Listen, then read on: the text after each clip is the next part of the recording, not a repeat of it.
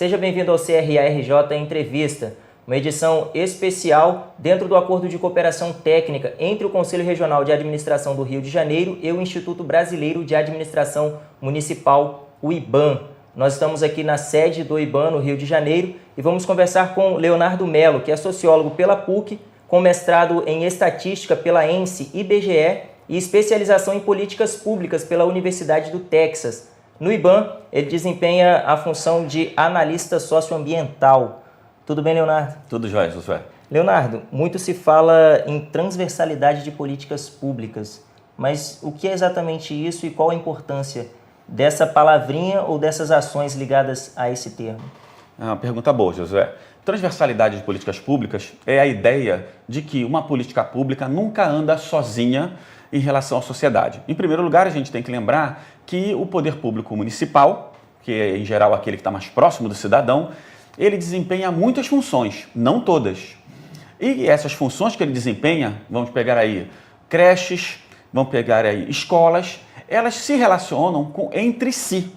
Você não pode ter uma comunidade, só para exemplificar, em que você coloque uma escola e espere que as mães trabalhem e não coloque creche. Então, só as mães que têm filhos a partir de uma certa idade vão poder trabalhar porque terão onde deixar seus filhos. Ou você coloca uma escola em tempo integral e tem que se articular com algum setor da prefeitura que provê merenda escolar, porque uma escola em tempo integral tem que prover também aos alunos alimentação. Então, esse exemplo pequeno serve para a gente mostrar para as pessoas, tanto as pessoas comuns ou lideranças sociais quanto os gestores públicos, que quando se fala em administração pública, fala-se simultaneamente de transversalidade. Seria uma espécie de dar o peixe enquanto se ensina a pescar? Eu acho que é mais ou menos essa a ideia. As pessoas, todos nós, quando falamos de políticas públicas, gostamos de ver as coisas de forma mais estanques. Mas eu e você, Josué, sabemos que quando na nossa própria casa, que nós fazemos uma gestão, só que é uma gestão privada dos recursos, nós também relacionamos as ações que fazemos dentro de um cômputo geral. Então, tudo que fazemos pensando no conjunto dos benefícios e das inter-relações entre uma ação face às outras ações que nós promovemos dentro de casa. Trazendo para a sua área especificamente, como essa transversalidade se dá no aspecto de políticas ambientais dentro dos municípios?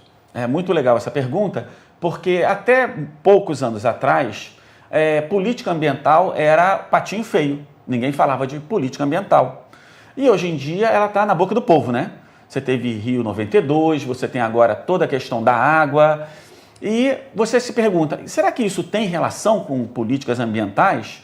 Ora, políticas ambientais agora é mais uma forma que nós temos de abordar a questão da qualidade de vida associada à geração de emprego e geração de bem-estar. Em outras palavras, no passado, até um edifício vizinho ao seu que fazia barulho, nós vimos como ordem pública. Isto também é política ambiental. Você agora não pode ter um edifício que tenha um salão de festas sem ter um isolamento acústico. Eu vou trazer um exemplo bem mais concreto. No passado, os edifícios onde a maioria de nós vive, eu, você e os ouvintes vivem, são edifícios em que a conta de água é coletiva. Na legislação do município do Rio de Janeiro, agora, edifícios novos eles têm que ter a conta de água, ou os hidrômetros, ou os medidores individualizados, de tal forma que cada um perceba o impacto do seu estilo de vida no consumo de água, e não mais você socialize o seu desperdício com o de outras pessoas que têm uma consciência maior para tentar economizar a água. Isso é questão ambiental também.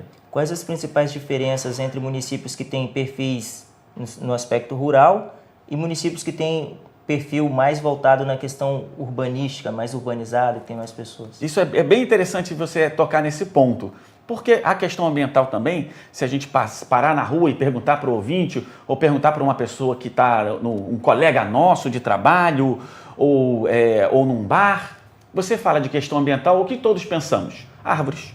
Árvores e parques. É o verde, né? Parece que a questão ambiental é uma coisa que está fora da nossa vida. É problema dos outros, é problema do poder público, é problema só do gestor, não é problema nosso. E aí, quando a gente traz essa questão para o nosso dia a dia, a gente pensa, bom, eu moro no Rio de Janeiro, Questão ambiental é o quê? É a Floresta da Tijuca? Está preservada? Não. Questão ambiental é a oficina na qual eu levo meu carro, ela coleta o óleo e manda para reciclagem? Questão ambiental é os restaurantes onde eu vou comer perto do meu trabalho, eles também guardam óleo? Eles não desperdiçam água? Isso tudo é questão ambiental. Ou seja, a questão ambiental hoje, seja para municípios mais rurais ou urbanos, então o gestor que está ouvindo pode estar no começo e pensava assim, não, esse tema não é da minha conta, eu moro num município completamente urbanizado, como São João de Meriti, que é um dos municípios mais urbanizados do Brasil. Mas não, isso tem a ver com a nossa vida, porque os restaurantes, os estabelecimentos comerciais e as famílias, então é muito comum associações de moradores em comunidades estarem preocupadas com isso também, sabem que a questão ambiental é algo que ajuda ou não a sua qualidade de vida. Passa desde o tratamento do esgoto sanitário, a forma como nós coletamos resíduos sólidos nas nossas residências, até a forma pela qual, no nosso emprego, os nossos colegas de trabalho, ou os nossos chefes, ou o dono do estabelecimento comercial, lida com o descarte ou o desperdício. Em relação aos municípios rurais, aqueles para os quais nós estamos habituados a perceber a questão ambiental, nós temos toda a questão da produção rural. Então, municípios eminentemente rurais ou de produção rural, ou onde as populações desses municípios estão engajadas em atividades rurais, para esses ainda é mais evidente a questão ambiental. Vamos citar alguns exemplos. Produção rural, seja de soja ou de milho, ou de cana, vamos trazer esse exemplo, seja o uso de defensivo agrícola, o beneficiamento dessa produção. Ou então vamos falar de gado. O gado não pode fazer pastagem até próximo dos rios. Nós temos que preservar de mananciais e olhos d'água. Tudo isso são atividades que exigem controle por parte da sociedade civil, especialmente agora com a implementação do Cadastro Ambiental Rural, da gestão pública municipal, para que a questão ambiental ela seja equilibrada com a apropriação que nós fazemos, nós seres humanos, da terra, do território, da ocupação, e esse equilíbrio entre como nós nos apropriamos e como a legislação deixa você, ou o servidor, ou o líder comunitário que nos assiste a entender, essa apropriação ela deve ser atendendo à legislação, porque esse atender à legislação permitirá que a qualidade de vida das nossas famílias seja melhor. O que adianta eu ter um município com um rio passando em excelente qualidade de água e eu coloco na nascente ou antes da água banhar a cidade, eu coloco pocilgas e produção de gado ou produção agrícola que depois despeja sobre os rios ou os dejetos do gado, ou dos porcos, ou dos agrotóxicos que vão para as plantações. Se a pessoa não entende isso como uma questão ambiental e de qualidade de vida, então a gente está perdido. E é função do gestor público estar atento a isso. Ele tem o poder de intervir e gerar qualidade de vida através da sua ação. Leonardo, quais os principais desafios enfrentados pela administração pública moderna e o que tem sido feito para minimizar esses problemas? Bom, há muitos desafios, Josué. Eu lembrei só de um exemplo recente que eu vi no jornal, que é sobre como a plantação de árvores, como a criação de parques impacta positivamente a qualidade de vida das pessoas no meio urbano e, obviamente, no meio rural também. Eu só não queria perder essa ideia. Em relação aos desafios, há muitas questões hoje que estão em voga. A gente pode pegar como primeira delas a questão da corrupção e a questão da boa gestão pública. Ano que vem nós temos eleições e o IBAN trabalha fundamentalmente em o quê? Capacitar você, gestor público, e você que é liderança social da sociedade civil, para o quê? Para controlar, para melhorar a qualidade do seu trabalho e com isso fazer o quê? Devolver à sociedade civil melhores políticas públicas.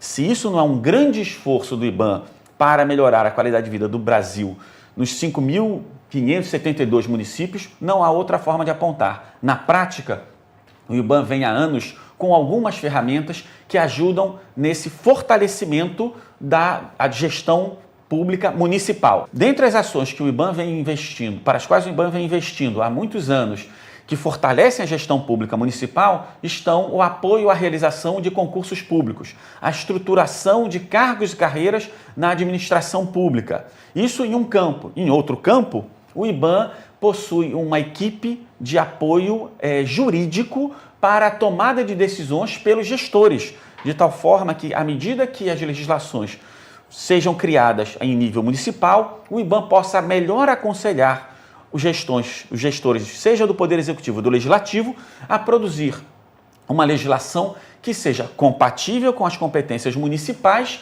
e que seja adequada ao seu município. Finalmente, uma coisa que o IBAN faz muito é a produção de estudos e indicadores sobre a qualidade de algumas políticas públicas. E qual não é a melhor forma de você, gestor público, ou você, sociedade civil, saber a qualidade de vida do seu município e até comparar promessas de campanha dos candidatos com aquilo que ele realizou ao longo do seu mandato, do que realizando estudos e apontando a melhoria em diferentes áreas que o município presta de serviços públicos dessas políticas públicas. E como o administrador ou uma pessoa da sociedade civil mesmo pode ter acesso a esses dados ou até mesmo a conhecer melhor o trabalho do IBAN? Bom, o que nós sugeriríamos é que você que está nos assistindo, você acesse a página do IBAN e procure lá. Nós temos cursos que ajudarão você a, mesmo não sendo gestor, entender melhor como funciona a máquina pública, como funciona a gestão pública municipal e, com isso, melhorando a qualidade, sua qualidade de percepção sobre as competências municipais, travar um diálogo melhor com o gestor público. O que nós fazemos com isso, portanto, é capacitar sociedade civil e gestores em uma situação de diálogo mais aberto e mais qualificado, investir em soluções pactuadas e não em atores que um acha que tem a verdade ou que tem o conhecimento e o outro acha que não. Não é esse nosso papel. O nosso papel é juntar forças sociais para que elas, através do diálogo, produzam soluções e melhorem a qualidade de vida de toda a população. Leonardo, muito obrigado pela entrevista. Obrigado a você, Josué. E você que nos acompanha, muito obrigado pela audiência. Você pode assistir outras entrevistas dentro desse acordo de cooperação entre CRA-RJ e o IBAN na TV do nosso Conselho. Muito obrigado pela audiência, fique bem e até o próximo programa. Tchau.